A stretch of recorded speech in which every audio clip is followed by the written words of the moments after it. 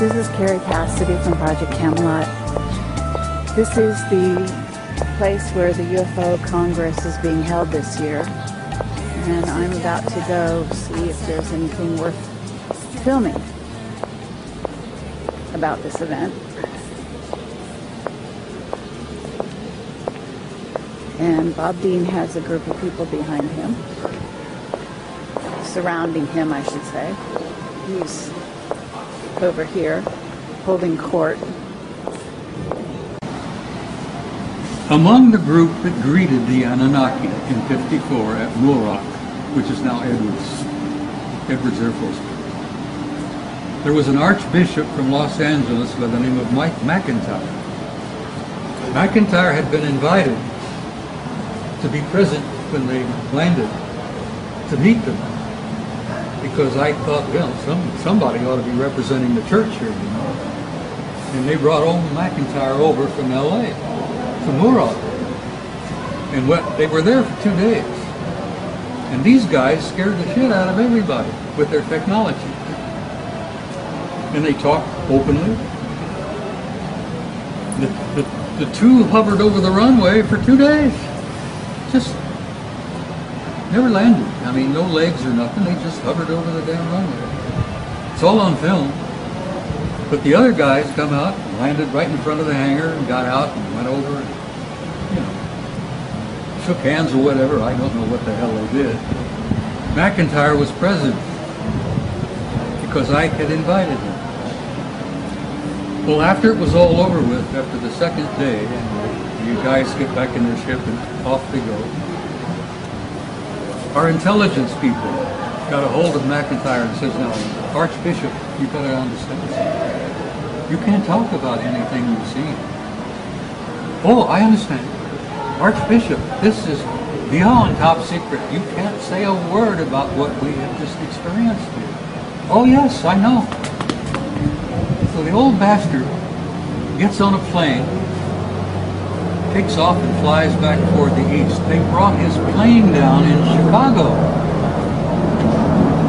and said to him again, Archbishop, we have to make you understand. You can't talk about any of this.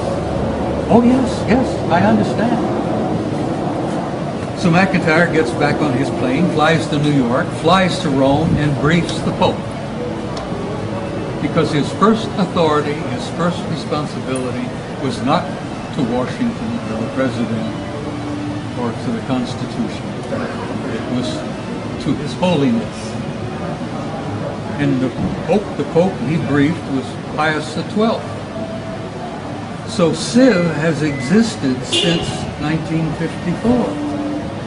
And there have been reports again and again and again that several of the popes have entertained some of them privately in their chambers there at the Vatican, which I find quite easy to accept. Enter stage right in this play. We go out on the stage and we prance and dance and we take our little toy swords and we whack and bang each other and we make love and all this crap, you know. You got all of Shakespeare's plays.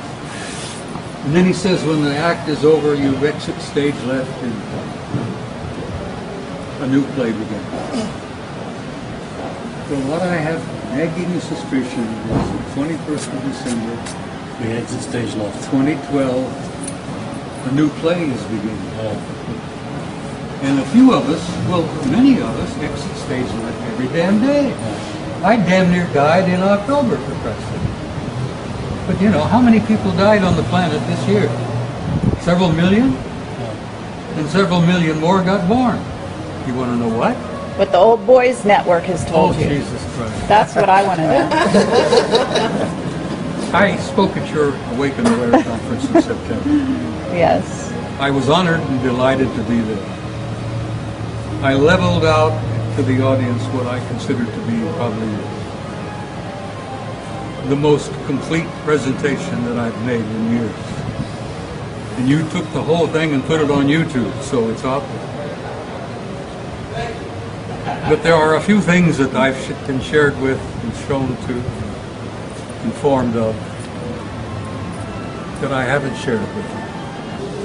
And like I say, this one guy, he was, you know, just a soldier who was involved in one of the crash retrievals. Was it just like a detail? You got picked? Oh yeah, and I mean, it just, Roswell was the same way. It wasn't like y'all had to have a special clearance. It's like you, we got to go now. I officially never had a clearance, so I had a secret clearance from the time I got into basic. And you were in the military. It requires every 5 years you have to renew that clearance. Yes, sir. I never had to renew it. Interesting. They needed me more than I needed them, until I started to ask in '87, what type of information do you have on me involving UFOs?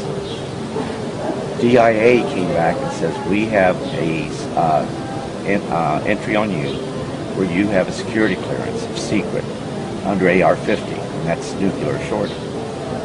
And I said, oh, that's nice. And Army Security Agency are the ones that issued this to you. But it was always there. But from that secret clearance, it's only supposed to be on a one-time basis. They broke that all the time. I'd be exposed to stuff that was top secret, CSI, all of that. I'm surprised they gave you a secret clearance and all that. I know top secret has so many different levels. They could always go up on it, but secret's only one. But see, that secret clearance provided the foundation to use me many times over on a one-time basis. Now, you were always in briefed and out briefed. But, you know, I thought I was getting out of one mission because it made it clear you had to have at least a secret clearance.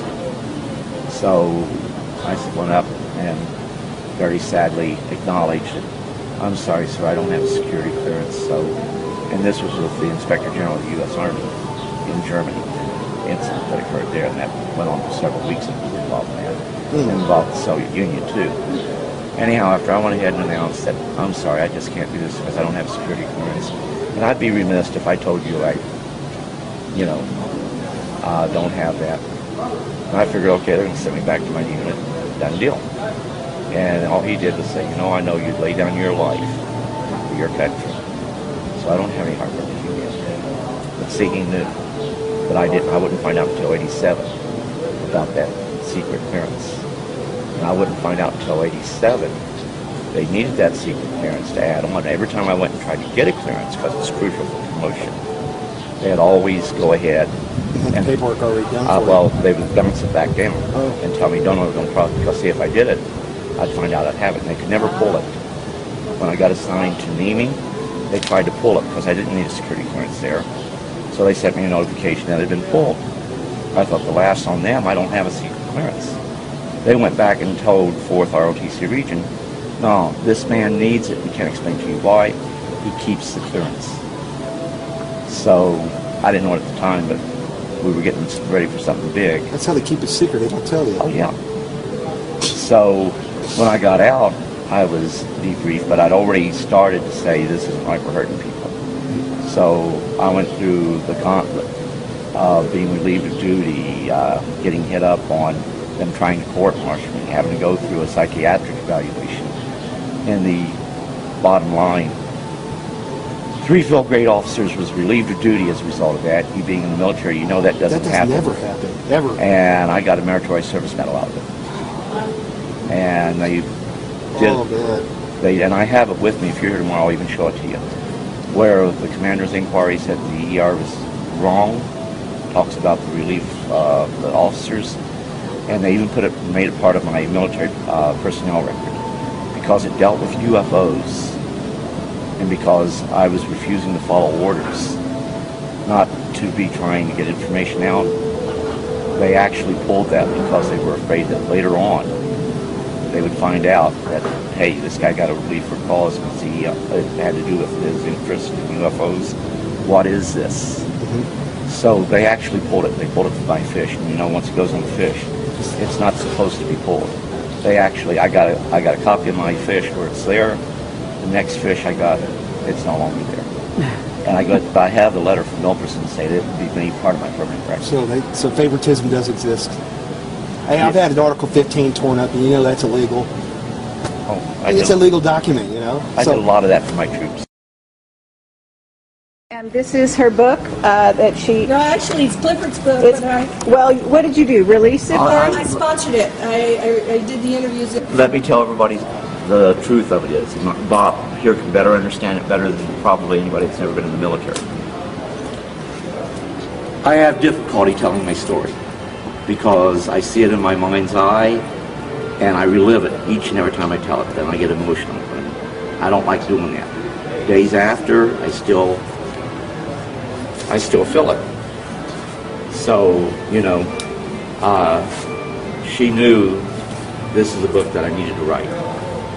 So, very meticulously, she did many interviews. And she, in essence, captured my entire life, my entire involvement with this.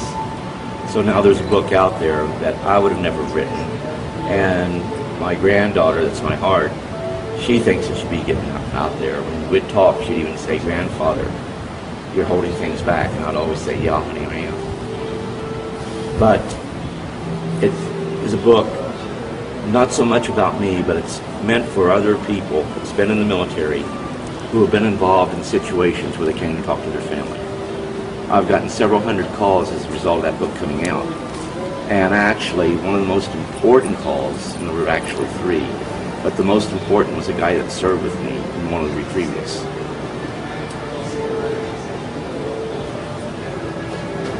He kept it from his family and never told them. But they knew that something happened and something was going on. And he would bring up the subject of UFOs from time to time. But he could never bring it up to his family. He bought the book, he read it, then he called his family together. And while he had his family there, he called me. And he said, "In Georgia, I was with you in one of these incidences." And I said, "Well, sir, I regret that I can't remember people who was there because you never got to take names, you know." So I told him that there were a lot of people involved, many on one time. He says that was the way it was with him. Then he told me about something I did with a paperclip and a pair of tweezers.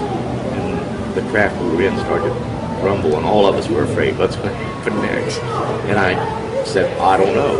But he was the guy standing next to me, and "What have you done? What's going to happen next?" So the only way he could have known that was to him. So after he told me that, I realized. But he's not the one that wants to go out and talk about UFOs. He doesn't want to be involved with being filmed or anything. He wants, as my granddaughter says, a normal life. And this changes you, and it changed him. But he wasn't realizing he was changed forever by having that one experience. And people who have an event like this, it changes your life forever. But you need to tell your family. But then when you tell your family, it's how do you go ahead, get closure with your family. With this book coming out, he was able to show that it wasn't something. And I sent him a whole slew of documents showing where we've done other recoveries. So he finally got the family to accept what he was talking about as being a reality.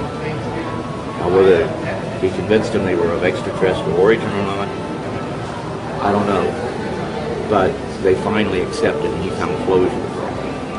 For the first time, it wasn't something that he believed to be true, and it just didn't happen. He had closure. And that's what makes it worthwhile. So the book was actually written to help those people who find, they're not UFO buffs, they don't go to UFO conferences. So the end result is, who do you turn to? There's no one out there for them to turn to. By virtue of him seeing that book, he got closure.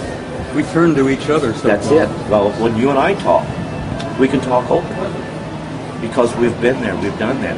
We understand where we're coming from. When somebody else is there, it's hard for them to understand. But when it's you and I, it's a brotherhood.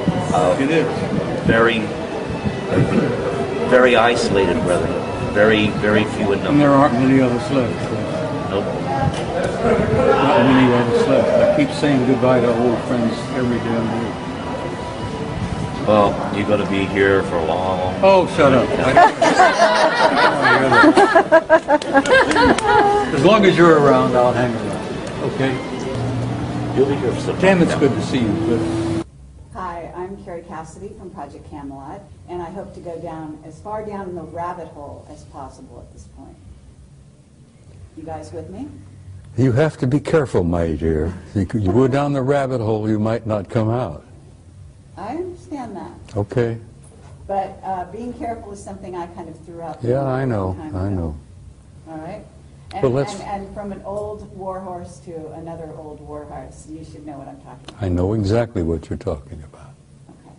So we're very happy that Bob Dean has survived his ordeal in, what was it, October? October the 1st. Okay. Yeah, after your conference in September in Orange County. 10 days after that, I'm in intensive care, in a coma, in a hospital here in Phoenix, with viral meningitis, of all things. My doctors called my son and my wife and said, look, we don't think he's going to make it. Because of his age, 82, meningitis is pretty well fatal. And they gave the word that they didn't expect me to go home. And my son and my wife sold my old car while I was in the hospital. Haven't forgiven them for that. And I died, sweetheart. I literally died. I was out of body. Okay, and I believe you came back for a reason. I went home. I really went home. I've been out of my body several times over the years in the military, in combat. But I went home, and I was glad to be home. And I ran into a couple of dudes on the other side who says, no, you're not staying here. You got to go back. And I says, no, I don't want to go back. I'm finished with that mess down there. I want to stay here. And they said, no, you haven't finished. You got a few things yet to do. So get your buns back there. Next thing I know, I wake up in a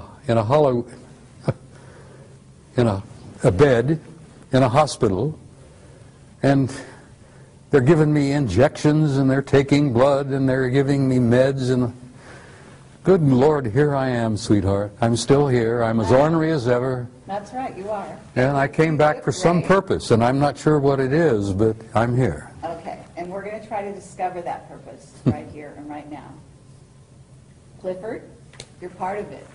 You're a contactee, and we did an interview with you years ago, and I've had a lovely conversation that I recorded yesterday between you and Bob. Very brief, but lovely nonetheless. And you are an intuitive, and I can relate to that. And we had a lovely conversation many years ago in Roswell. I remember, ma'am. And it's a delight to have you here. I know you don't come out much Yes, ma'am. anymore, but you're here. And you are as eloquent as ever, I can say. Thank you. And the two of you are, talk about two guys who have very smooth tongues, smooth talkers, both of you. I didn't realize that. Are you a smooth talker? Not that I know of. My wife yells at me a whole lot. I'm not smooth. You are. We're old friends. We go back many, many years. Okay. Cliff and I are among the last of the old boys network, because we had a network of a couple of hundreds, maybe 500 guys over the years, from every rank, from every service. And we had sergeants, we had admirals, we had generals. We've had a Russian cosmonaut who was a member of our old group, but most of them are gone home now. And Cliff and I are among the last of the old boys. And I love him dearly, and he's a dear friend because I know what he's been through, and I've been through much of it, so I relate to him. And it was such a wonderful thing to see him again this time. We can relate to one another. I mean, it's like you can talk to other people about the experiences you had, but they don't fully understand. But They when you can't, talk, Cliff. They no, can't. They can't. They haven't been there. So it's about, like, you know, we can communicate and understand fully what is going on by virtue of being there and being a part of it. But when you try to talk to other people, a lot of times it's very difficult. Bob has always been, I apologize, Sergeant Major. Command Dean. Sergeant Major. Command Sergeant Major Robert Dean has always been a close personal friend ever since we met. And we united, we felt that kindredship, and there's a brotherhood there that most people don't understand. In the military, you form brotherhoods, But in this particular field, when you've been a part of it, you've been exposed of it, it's even a tighter brotherhood. I hear you. So what I want to ask you first of all, both of you, what is it that you haven't told the people?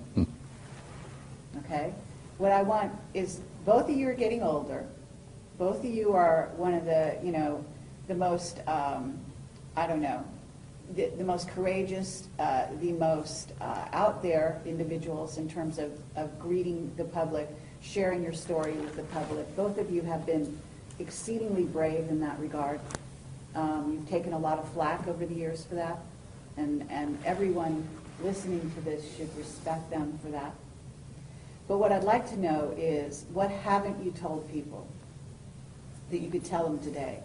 Because, for example, and these are the hard questions, okay? They're not all friendly, all right?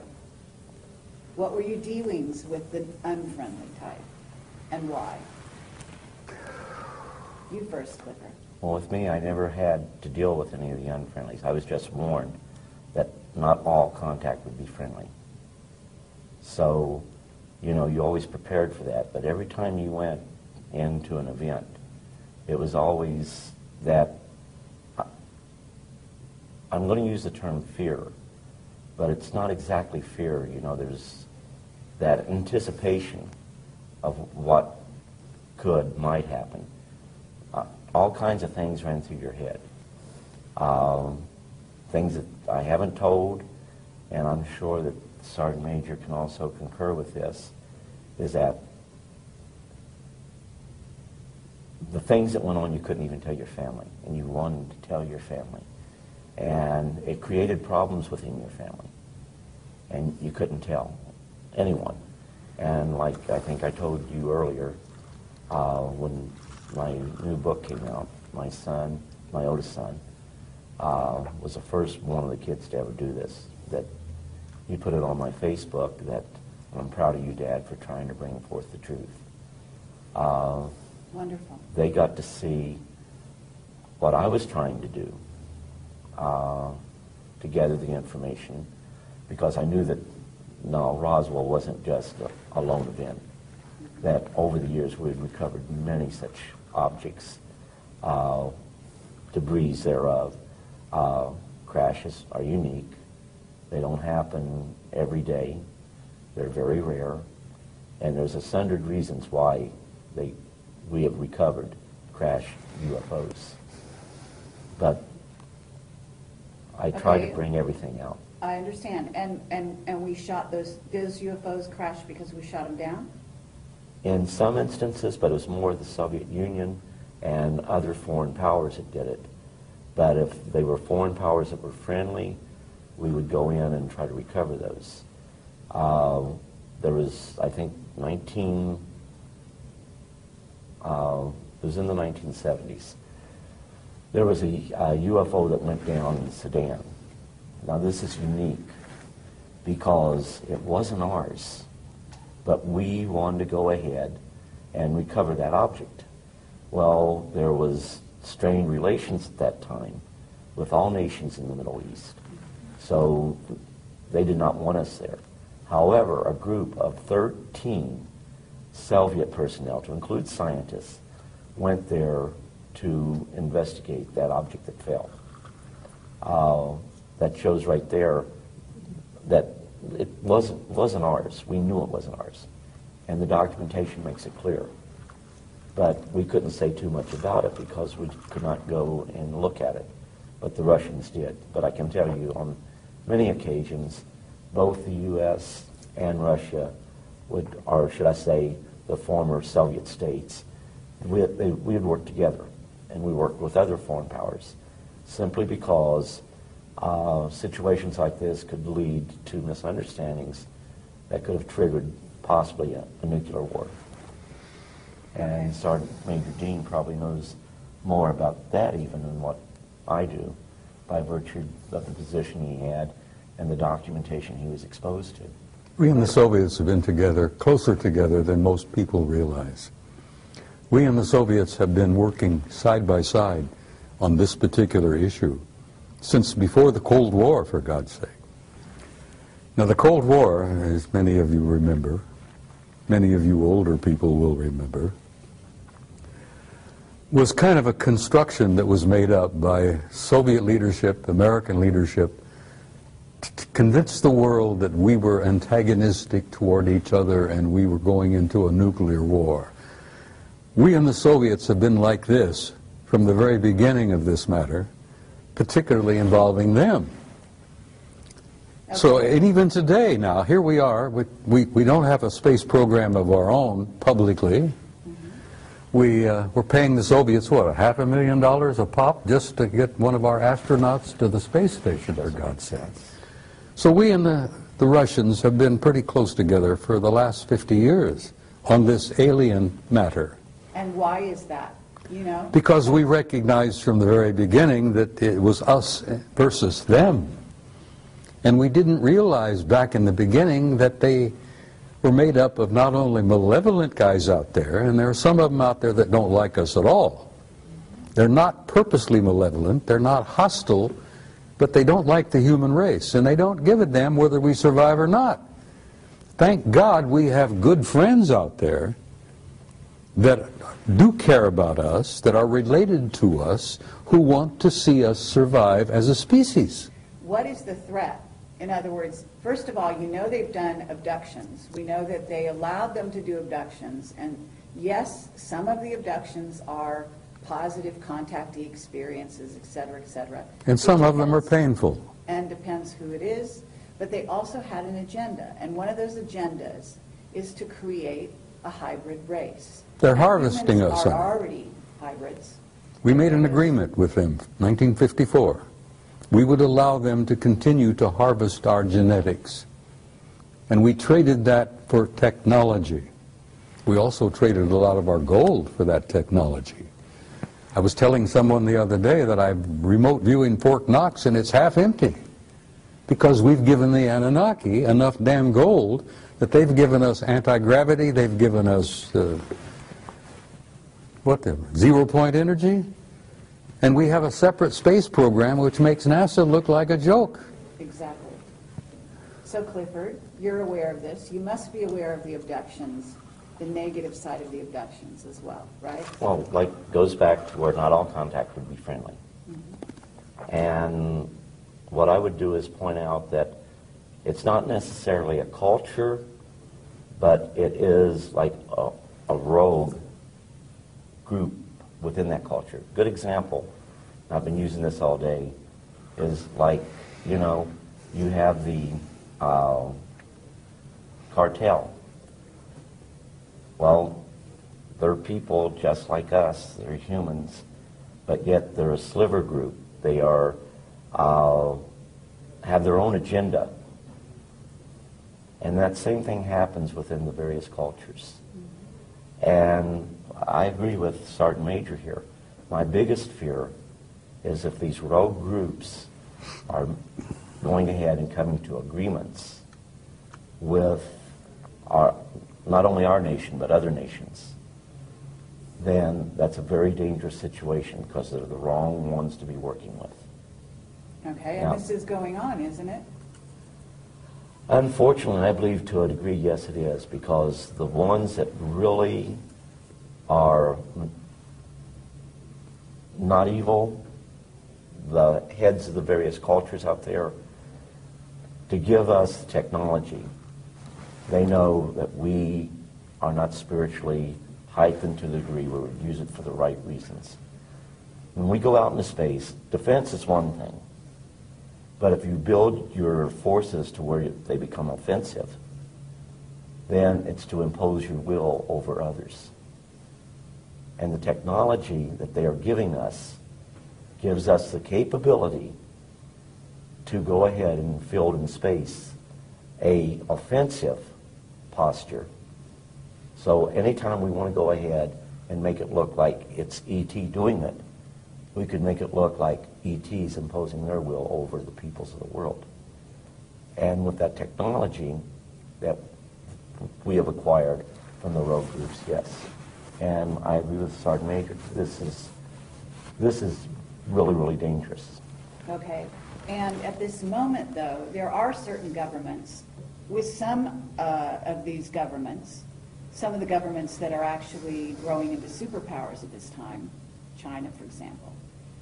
My understanding is there are 2 rogue groups that are now dealing with China. And at least one of those groups is, quote unquote, some relatively new guys that have come on and given them some new technology. You know about that? That very well could be the case. When I got out, they'd cataloged 57. That doesn't mean that that's all that's out there. Edgar Mitchell believes that there may be literally hundreds of thousands of civilizations out there.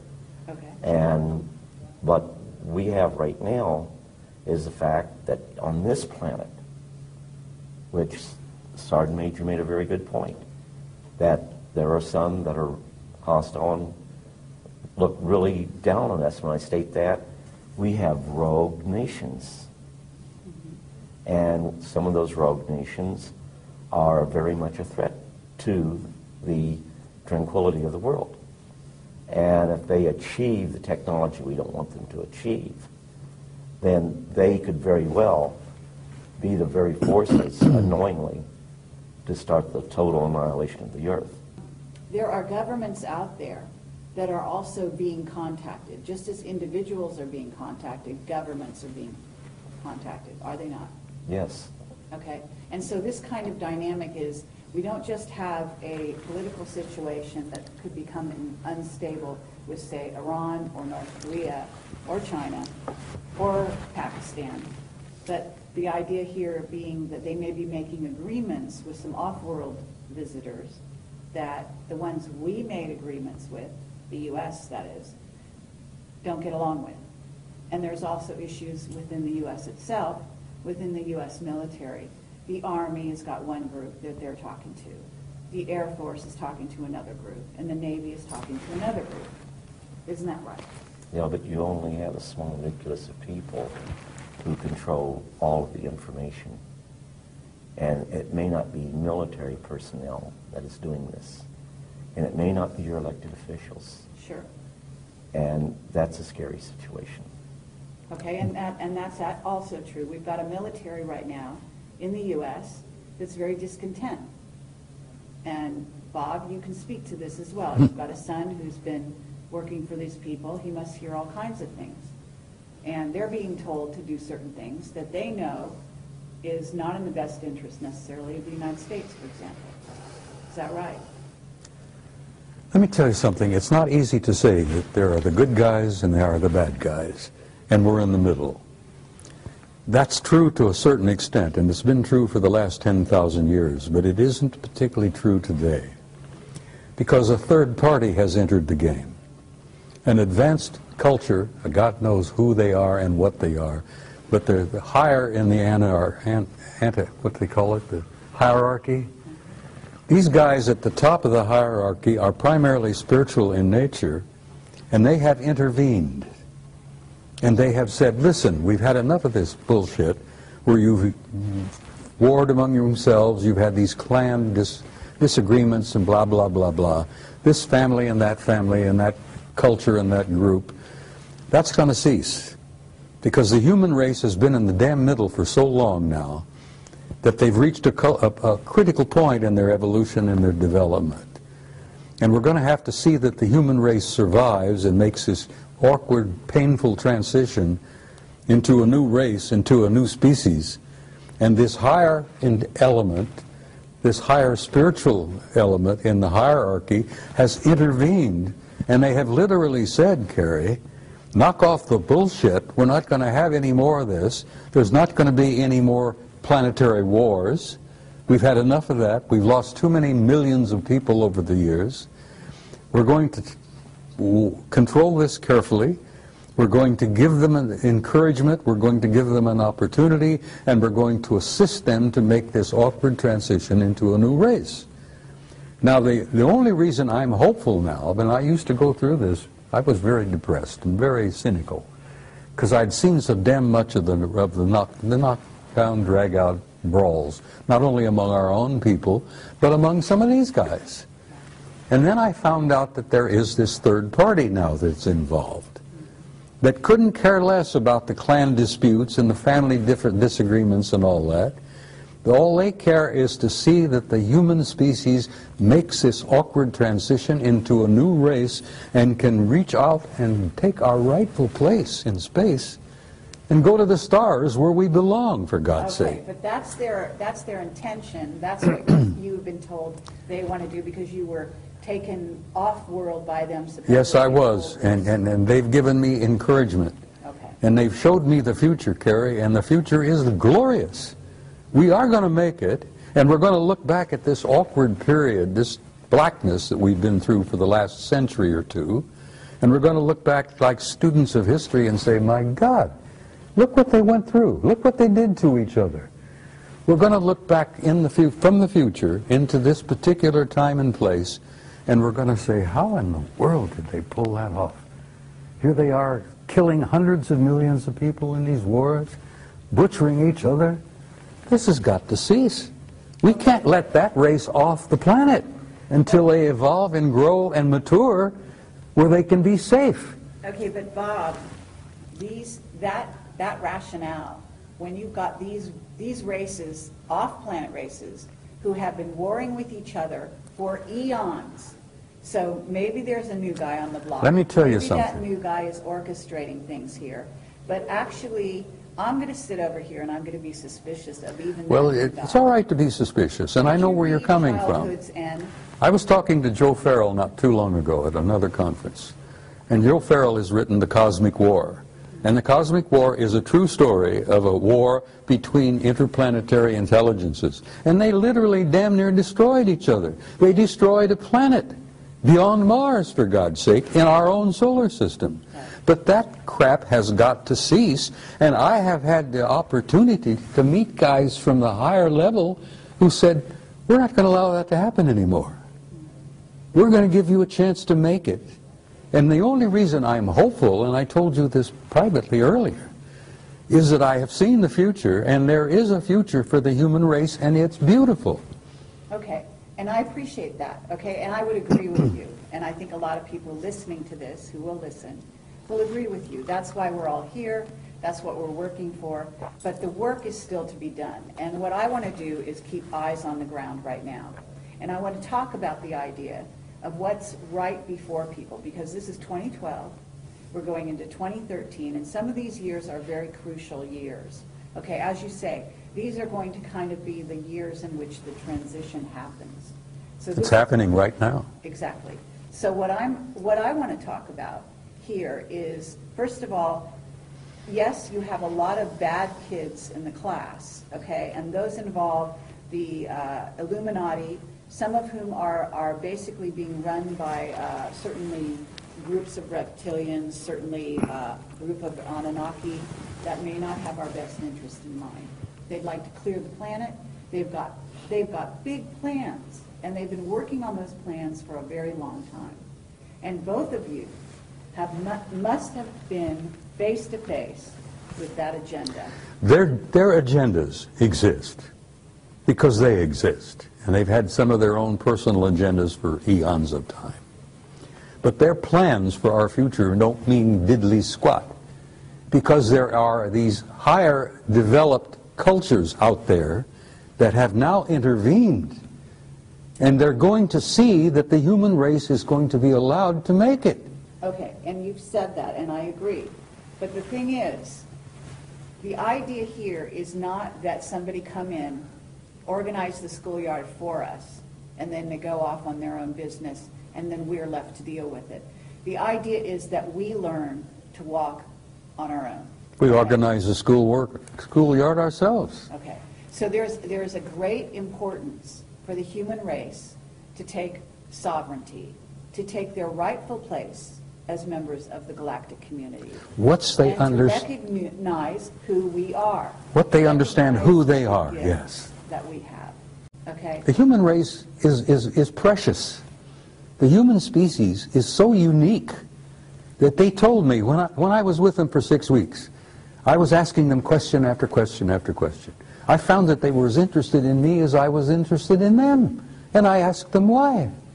And they says, you human beings don't grasp who you really are. You have a unique genome that is unique in the galaxy. You're made up of the patterns and the parts and pieces and genes and whatever of at least 12 different races in the universe.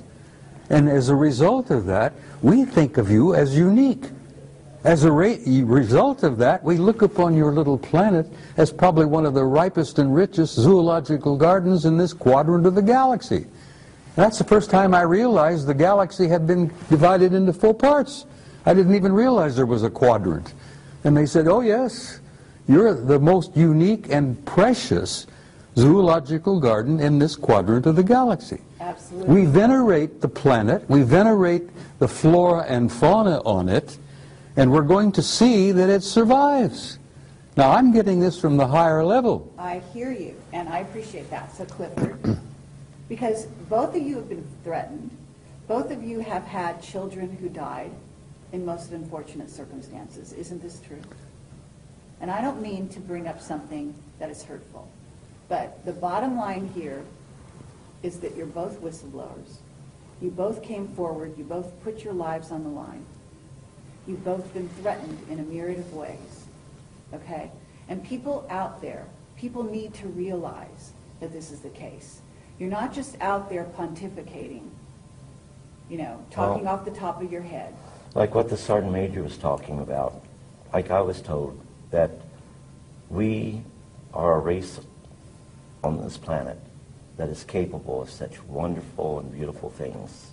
Infinite possibilities. Absolutely.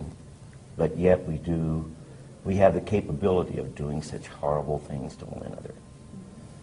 And I think that the Sergeant Major was saying the same as I when, you know, yeah, we have to spiritually grow. If we don't spiritually grow, we're going to fall victim to our technology. They don't want that to happen. Okay. And initially, the initial contact was to ensure it didn't happen accidentally, because they wanted us to know, you know, the other side's not launching against you. We're here. And you will, from time to time, pick us up on your radar. We will, from time to time, appear to be missiles coming in a threatening way. So you must make sure, before you launch your death and destruction, that you really are under attack. But you must not let this happen.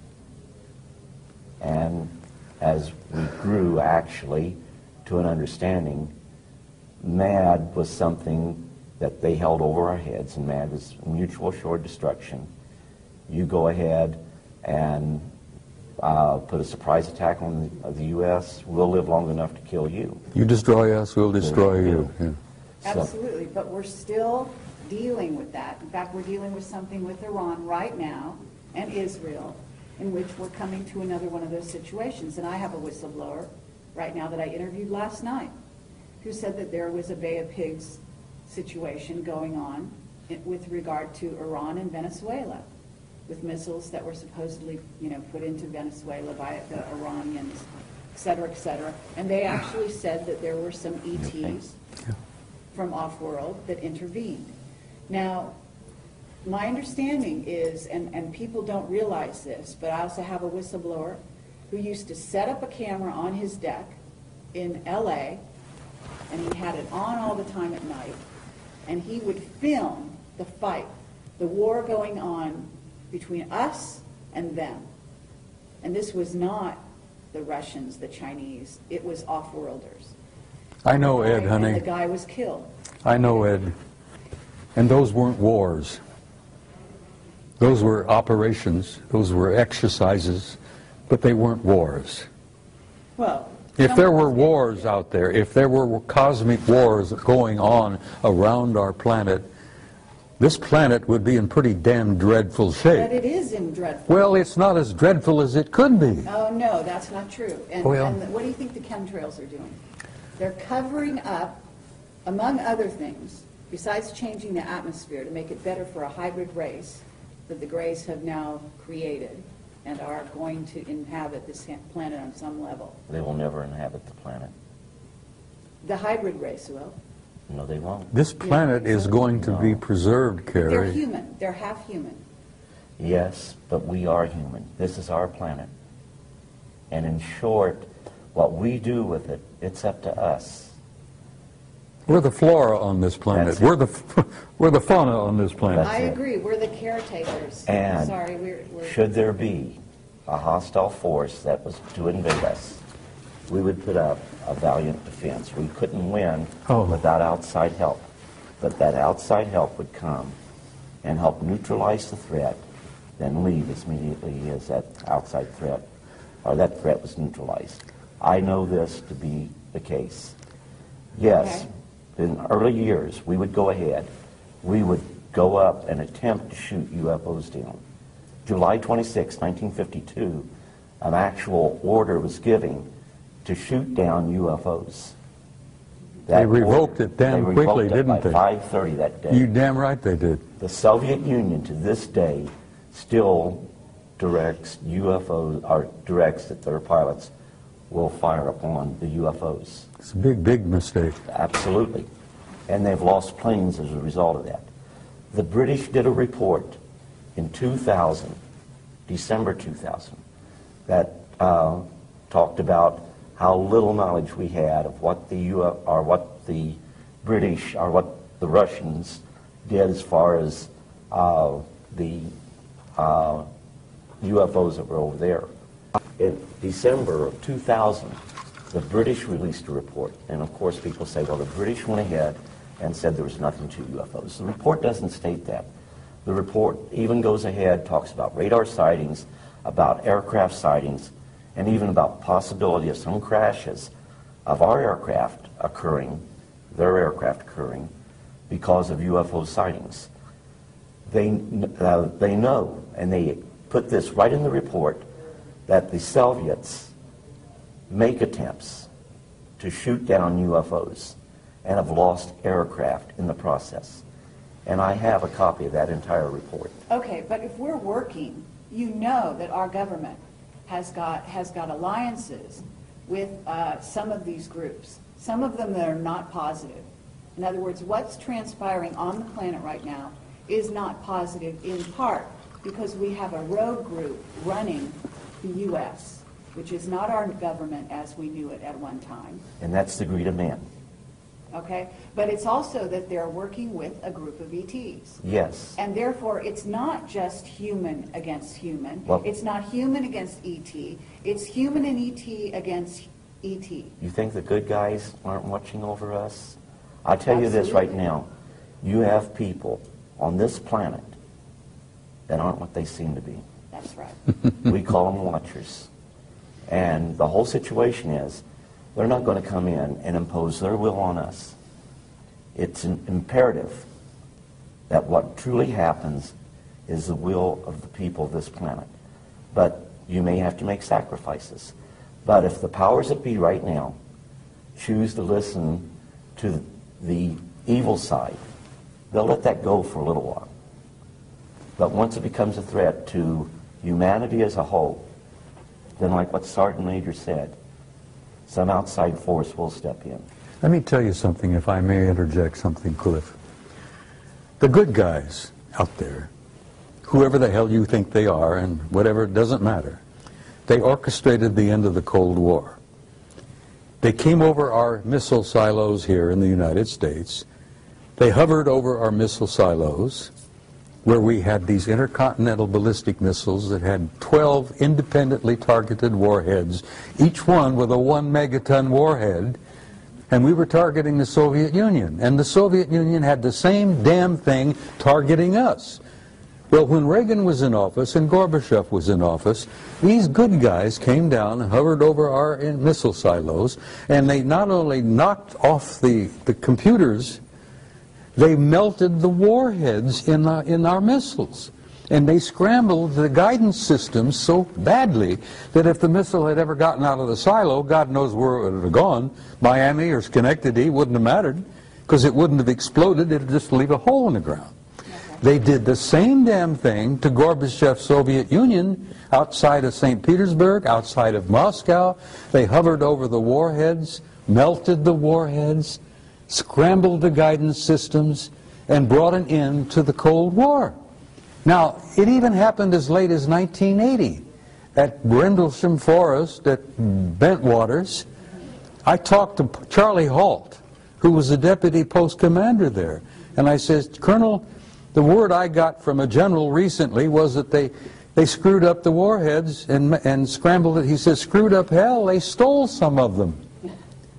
Now, these are the good guys, and the good guys said to Gorbachev and to Reagan and to anyone else who was listening, and believe me, the Chinese were paying attention, they said, you guys are not going to screw up this goddamn planet. You're not going to destroy yourselves, that there will not be a nuclear war. We're going to see that you do not do that. And now these are the guys that are in control. Okay. Now, let me finish. There are alien groups that are pissing and moaning and among themselves and among us and moving things around and causing trouble here and there. But there is that third party beyond them that's in charge. Okay. If they're in charge, they're doing a hell of a bad No, job. well, you tell them about it. I will. And if you want to run into them and meet one of them face to face, as I have, I'm sure I have. you be prepared to give him some guidance on what you think would be the answer. Well, that's what we're doing here, okay? These people from off-planet, we're their progeny. We are their family. That's right. And therefore, we have their genetics. And therefore, like child is father to the man, we have every right to stand up and speak to them and tell them what is right and what is wrong with what is going on here, okay? And that means a lot of the different races. We are related to a lot of races out there, and you know it. I can see this adolescent child standing up and say, look, Pop, I'm going to tell you what I think needs to be done. And father looks down at the brat and says, well, good, tell me what you think. But in the meantime, I'm going to keep your ass out of trouble. I'm going to see that you don't go to jail. And I'm going to not let you blow yourselves up in the meantime. Okay, but we have, let's serious here. We are on the verge of civil war in the United States, and you know it. Both of you. Okay? Our No, there's no. military is extremely discontented. Our government is, well, the secret government is working very hard to funnel most of the money into their black projects. We've got, in essence, a rogue civilization that's going off-planet using technology that is wild beyond our wildest dreams. And we are here in what, 2012, and we don't even have cars that fly. We are using old technology. They're demonstrating through NASA. They're taking astronauts off the planet in an unconscionable way, in tin cans that blow up and kill them.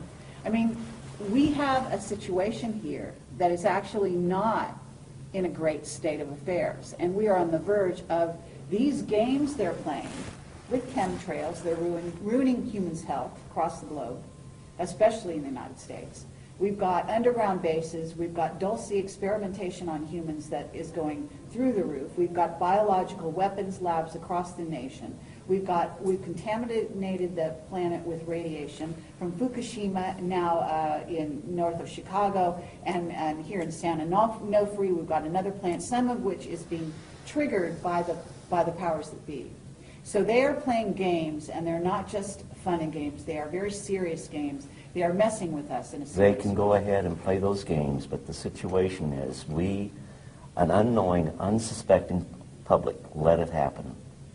In short, I'm a retired service member. I love this country dearly.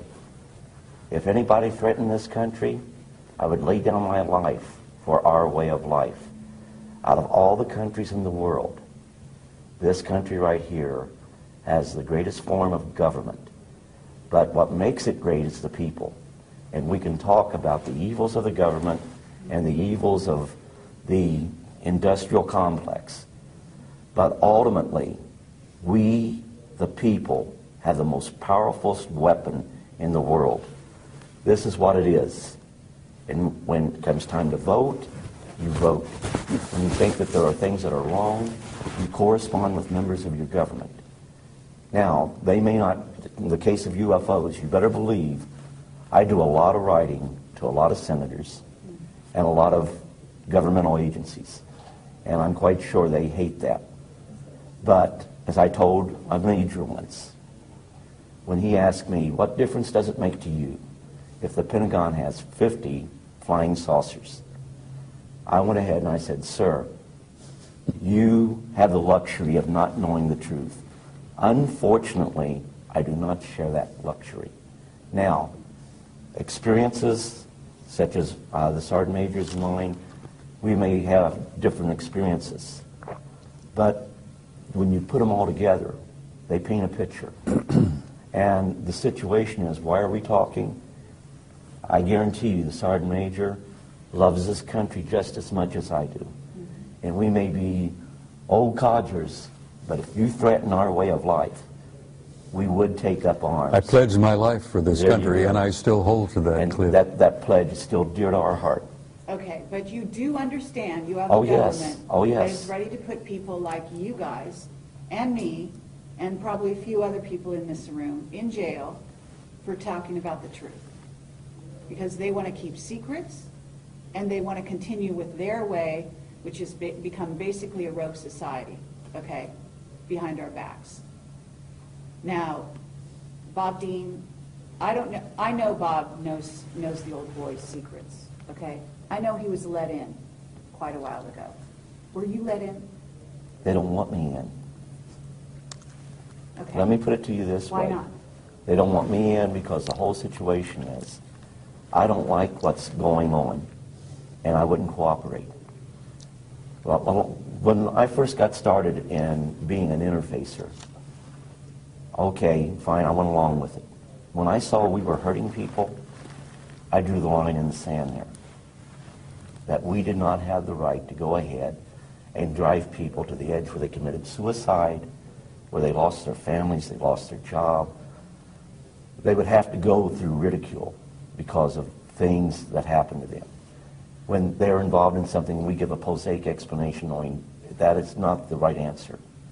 And I said, no, this isn't right. I have a moral obligation to go ahead, throw myself on my own sword, no matter what people thought of me, no matter if they thought I was crazy, thought I was lying, didn't make any difference. What was important was to go ahead, come out and say, here's what really is going on. Now, why is that important? Because it goes ahead, hopefully, and I had one experience with that since my new book got out, and gives people the courage to say, this is what happened, at least to their families. And they owe that to their families. At some point, they will go ahead and start thinking, we need to come out and talk too. Mm-hmm. That's right. And, you know, it's got to start somewhere. Okay. So they didn't let you in their old boys network, and yet you were an intuitive. You must have had intuitive knowledge. You were used to contact, to deal with any survivors, isn't that right, in the craft? And so you have a unique ability. So with that same ability, you have the ability to see beyond the facade with the old boys. So although you weren't let in the way he was let in, you still know what he knows. Isn't that right? I would agree. Okay. Bob, they let you in. Why I've been did on they the let you inside for many, many years, honey. And I've been a maverick. in? Yes. I started off Thank God. quietly, keeping my mouth shut. I got along just fine. Then I became pissed off. I got angry. Has nothing to do with courage. It's anger. I got angry as hell, and I'm a command sergeant major retired, and you don't piss me off and push me too far, because then I start pushing back. So I ended up becoming a threat. Then I became a nuisance. And I've learned since that I am now an asset. But The reason I'm alive. You played their game to some degree. Well, I played it along to a certain point, and then I reached the same point that Cliff reached. I said, I'm not going any further with this. I saw too many lives ruined. I saw careers ruined, families destroyed, people committing suicide. I saw things, honey, that would curl your hair. And I said, I've had enough of this shit. I'm going to tell the goddamn truth, whether they like it or not. And that's when they threatened my ass. They tried to take my pension away. They harassed me with black helicopters and black SUVs, phone calls at 3 in the morning. I went through the whole 9 yards until I fought back. I says, I'm carrying a gun, I'm a marksman, don't push me too far, I'm going to start shooting people. And you realize they walked away and backed away from me and left me alone? And here I am, 2012, 83 years old, ornery as ever, and I'm speaking to you with honesty and from my heart. Okay. But you have friends in high places. Yes, I do. A few of them are still around. Most of them are dead. Clifford does as well, and I know I do. Look, I've known some of the guys in MJ-12, honey, personally. I'm sure you And have. most of them are dead now. I don't know who the new crowd is because I've been out of touch for quite a while. Okay. But they still exist, and they're there. You call them the black government, you call them the secret government, doesn't matter what you call them, they're there. But they're still messing with people. Oh, they're messing with people. Look, you got the Trilateral Commission, you got the Council of Foreign Relations, you got the Bilderbergers, you got all those guys. You call them the Illuminati. That doesn't matter, doesn't mean shit, you know. You call them anything you want, but they exist. But there are powers beyond them. Great. And they don't like that. I understand. And they don't yet have come to terms with the fact that they can push the human race, the American people, whoever, just so far, and that third party is going to intervene in a big way. Okay, but what we do is equally as important as that. Of course it is. Okay? What the people out there listening to this, and the reason we're having this conversation is to reach those people, okay? To get those people to get involved, to get them to realize that there is a war afoot. I want people to wake up, Carrie. I don't speak publicly anymore. I don't travel well anymore. I'm getting old and I'm getting tired. And my patience has been stretched to its limits. And I don't have a lot of patience anymore. And like my dear friend Robert there, I get to a point where, God damn it, I'm going to stand up and raise holy hell. I'm going to be a command sergeant major again. I'm going to take names and chew ass. Okay. And I'm going to do that till the day I die. I hope so. And I damn near died in October. But I have good friends in high places, no pun intended, who brought me back and told me that I had to come back because I wasn't finished yet. And part of what I had to do when I came back is sit with you in an interview and tell you from my heart what I've seen, what I've learned, and what I leave with the people on your film is I want to leave them with hope. I understand. With all the darkness and all the blackness and all that bullshit that exists out there, there is hope. Absolutely. There is a future for your kids and your grandkids and your great-grandchildren, and this human race is going to make this transition, and we're going to survive this transcendent transformation into a new species, and we're going to the stars, Carrie, where we belong. We're going out there to take our natural place in that infinite community of life. Absolutely. And that's the only thing that makes me feel that life is worthwhile. Because I know, having seen their future, and they have shown it to me, that it is glorious. And I wouldn't be sitting here talking to you unless I believed that in the depth of my heart. And I want to leave that with your viewers. You've done so. That there is a future, and it's glorious, and there is going to be a tomorrow.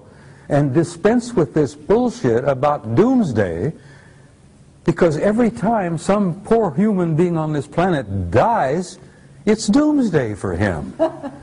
But that's not the end of life. That is true, but we need to handle a situation that's going on the planet right now that requires human beings to not just We have to wake up, participate in it. We have to but they participate have in to- our They salvation. have to participate through consciousness. Yes. Okay? And they have the ability, because we are, again, their progeny. We have those powers. We can fly. We can do anything we want to do. We can create reality. We can destroy reality. Honey, the human spirit is infinite. We have power we haven't even dreamed of yet. That's right. And once we realize who we are and what we are, and we start expressing that power, there's no end. We can change anything. Okay, so what we want people to do is we want to educate them, we want to wake them up, and we want to give them the tools by which to change their reality. And that's what you're doing with these films. That's exactly right. Now, Clifford.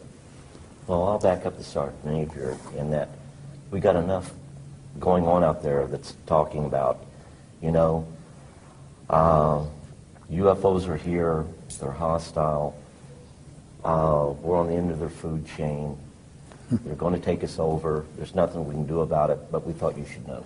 If that was my message, I'd say nothing. But like the Sergeant Major, I want my message to be a message of hope and for us to look and build towards a brighter future. And by us spiritually growing, we head in that direction. But it's going to take time. We're not going to go away. We're going to be here. We are going to achieve interstellar travel where we visit other star systems. But in order to do that, we must first grow spiritually. Right now, the situation is we're a world in quarantine.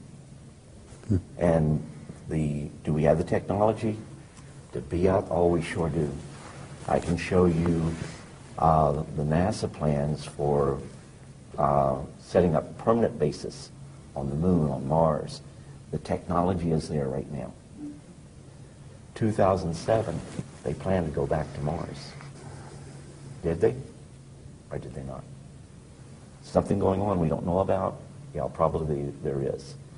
But we are still a world in quarantine.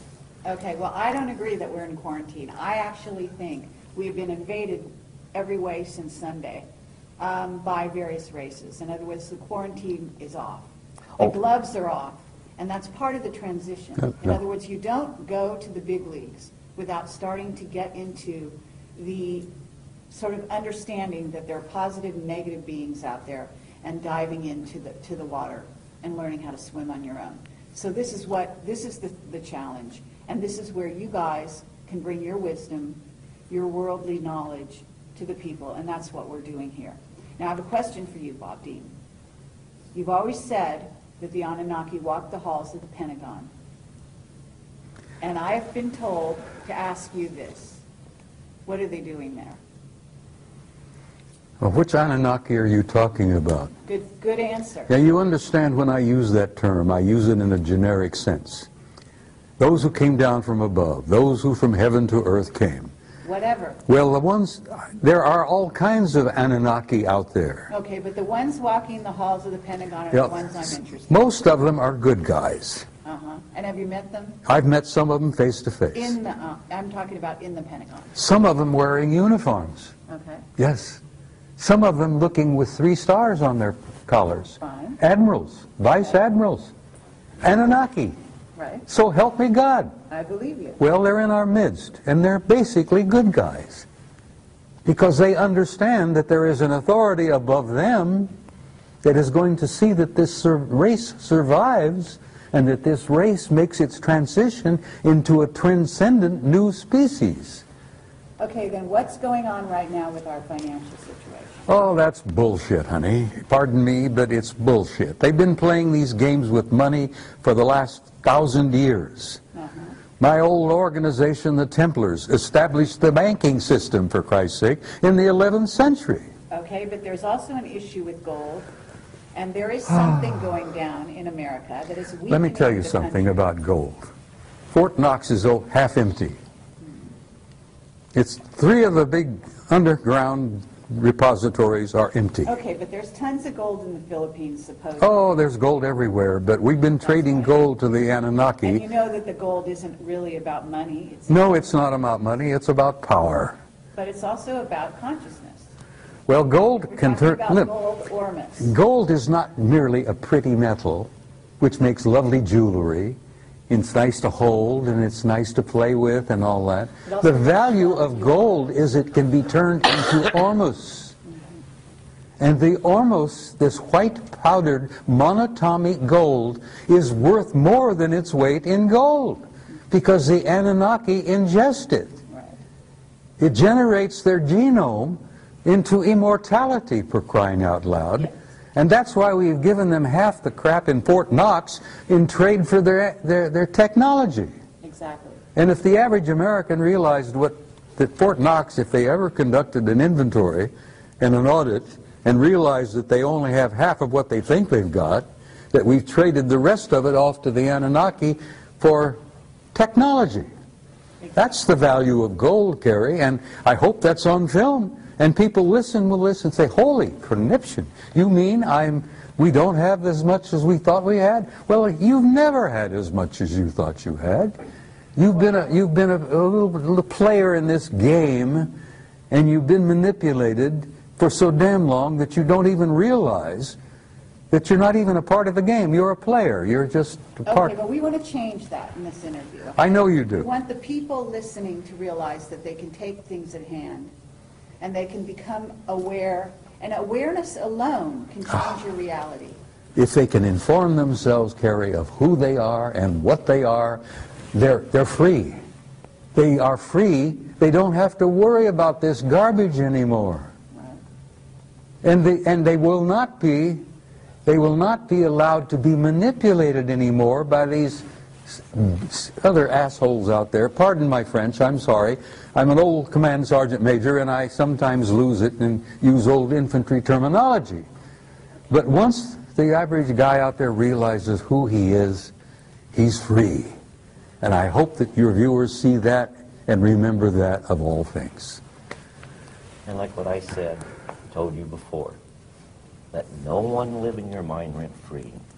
Make sure of your facts. The biggest problem I have documents. And everyone tells me they don't mean anything. Well, you know what? The Constitution is a document. And if you don't read it and understand your rights under the Constitution, then we lose those rights. There is no right more sacred than that right that is lost.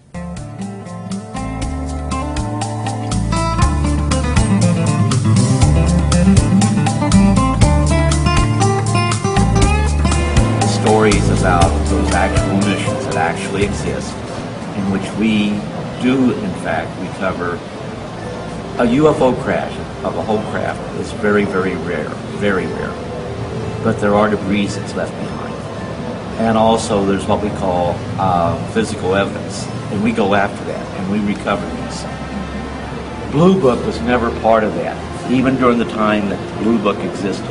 I've recently uncovered records, which I'm going to be putting on the internet, where anyone can download them, that clearly shows the Air Force, initially the Air Force Continental Intelligence Command, the Air Force's Office of Special Investigation, the Air Force's CIC, along with the Army CIC, was very actively involved in those programs.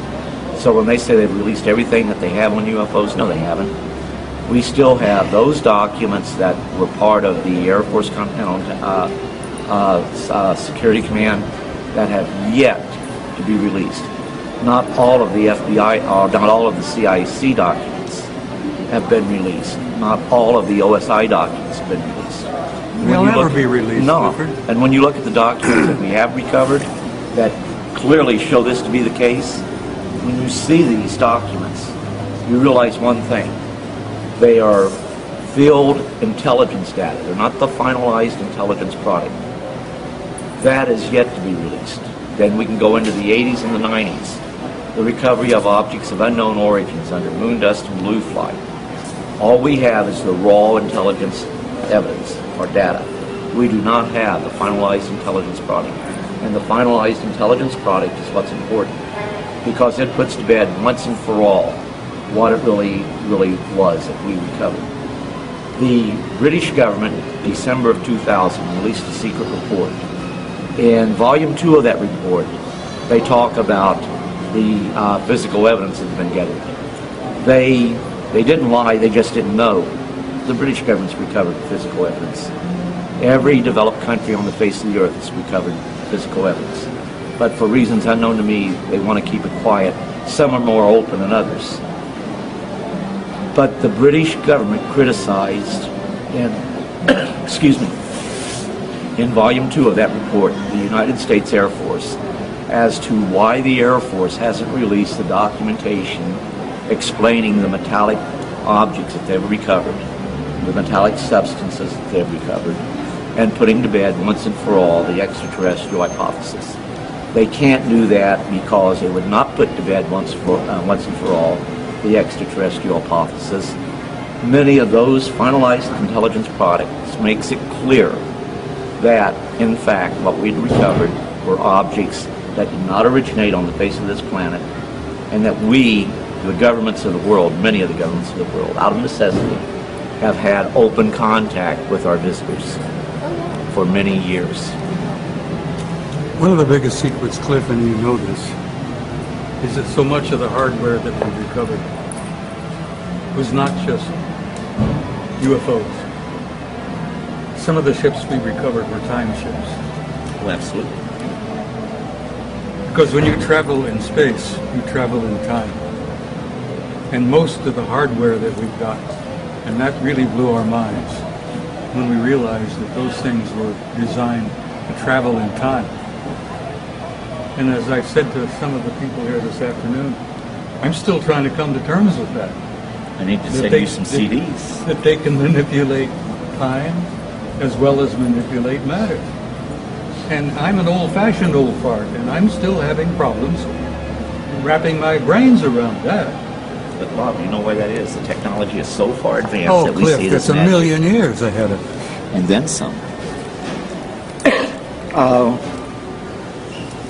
NASA will tell you in their advanced, I don't know how many of you people are aware of it, but in 1995, NASA said we're never going to get to other solar systems by using conventional rockets.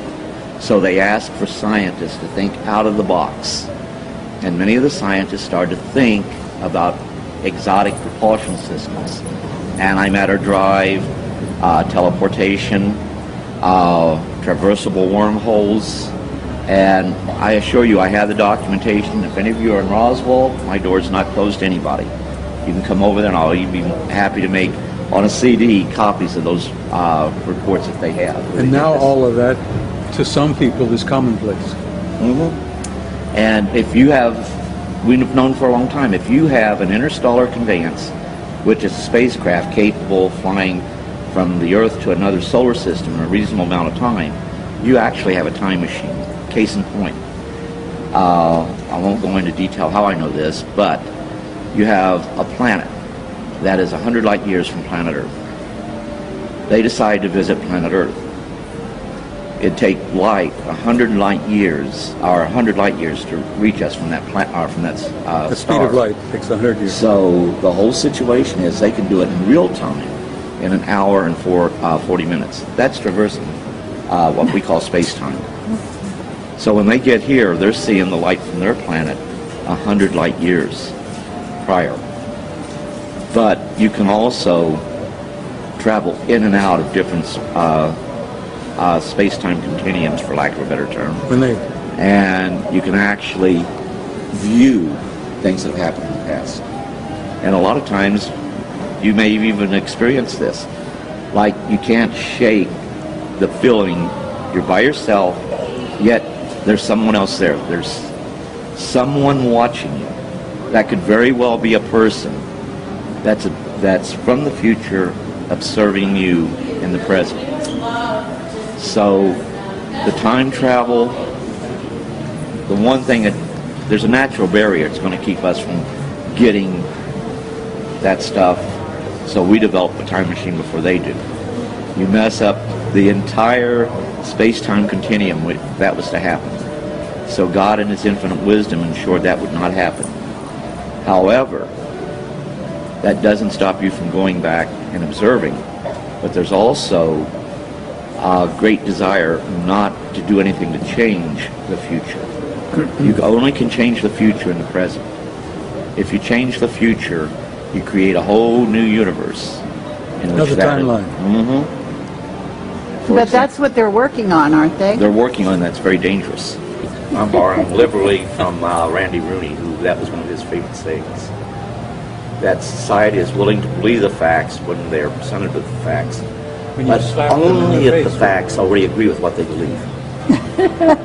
So, and it holds very true in the UFO field. Okay, so you've seen ships from the future. What do the ships look like? You asking me or Clifford? Both of you. There are many, Bob, many, if you're prepared many, to tell many the truth about kinds, this, like, I'm listening. We have many types of aircraft, and we have many societies that are visiting us. And you can't think of it as being aerodynamic aircraft frame. The common circular saucer shape, they have that. They have the blade shape. They even have the cube shape. They have the spherical shape. They have mothers out there 5 miles long. Yep. Oh, yeah. What about the plasma ships, though? The plasma ships can take it in any form they wish. Right. In any time they wish. Yep.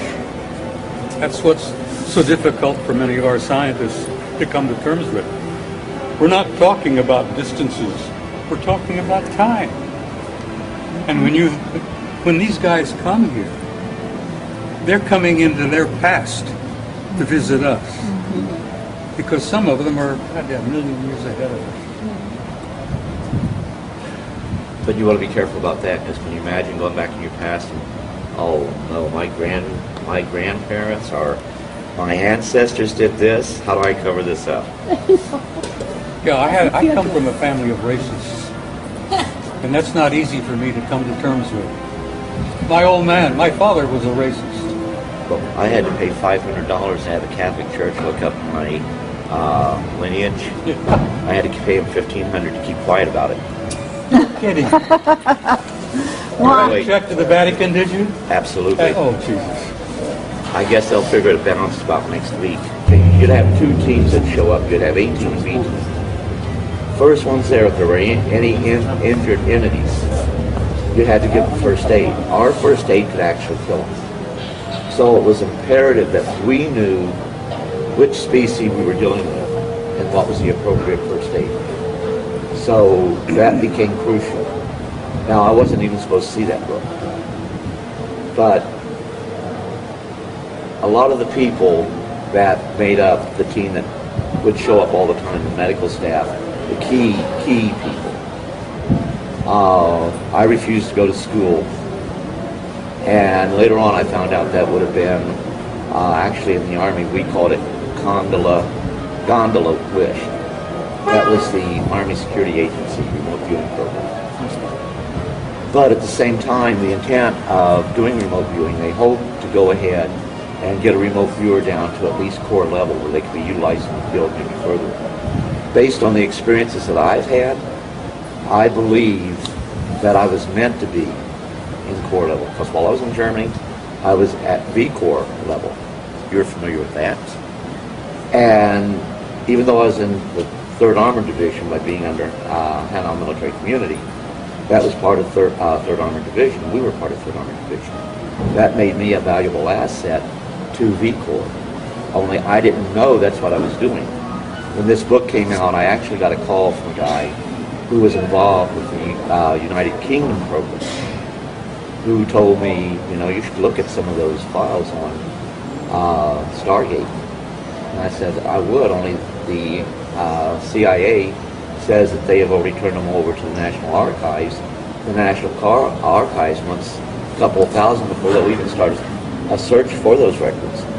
So there is a site called remoteviewed.com that has some of the CIA documents going with remote viewing there.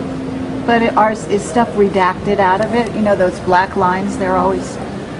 There's some, you're always going to have that. Some of that is really necessary to protect legitimate national security concerns. Such as? Really, let's get down to it. What is the national security concern with regard to ET? Okay, for example, well, not with ET. Only about 5% of that needs to be. We were always told not all contact is going to be of a friendly nature. Now, I never had anything happen that was really, really bad. I actually, this eye right here, for their interaction, I still have this eye. And you'll read about that in the book. But I almost lost that eye in Vietnam. And the reason the eye was damaged was there was this bug they had in Vietnam that sprayed into my eye and kept corona of the eye. Cornea of the eye. So go ahead and figure out what insect can do that.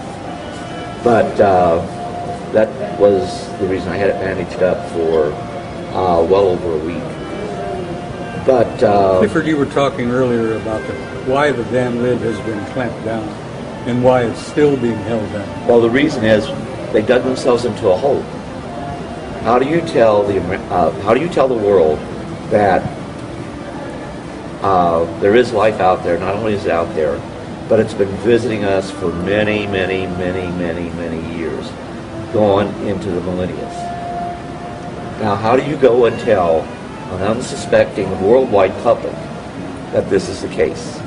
And when you do this, there will be repercussions. Actually, during the time of Stargate, they did an exercise in remote viewing going back to the time of Christ. They saw the crucifixion. You need to go and take a look at that remote viewing training exercise they did. But use it and do it with great care, because when you But remember, I still believe in God, and I still believe Christ is the Son of God. But you also have to remember that everything in the universe is interrelated. we're all part of a vast family. Absolutely. God created everything in the universe and then some. They have a greater understanding. Like when I say, they say, okay, describe E.T. Well, if you see them, you see us. Because we say that we're human. Are they more human than us? They got a highly evolved intelligence. But what I say is that humanity is within all the races. And the spirituality is just like races. I would say it the reverse. All the races are in humanity. And that is the big secret. Oh, absolutely. And when we realize that is when we realize our power, our true power.